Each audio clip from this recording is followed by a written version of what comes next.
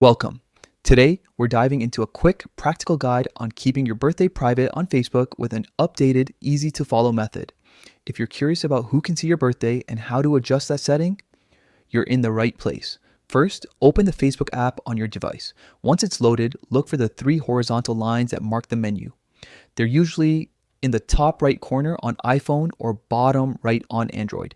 Tap them to reveal a world of options. Next, scroll down a bit and locate Settings and Privacy. Tap that, then select Settings.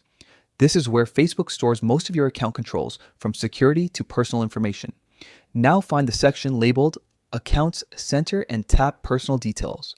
Here you'll see information you've shared across Facebook and Instagram, including your date of birth. Tap Date of Birth to proceed. You'll see who can see your birthday on Facebook.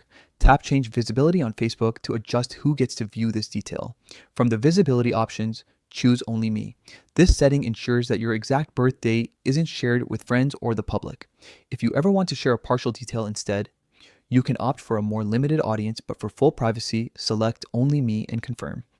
After selecting Only Me, be sure to save any changes. Some screens may autosave, while others require tapping a save or confirm button.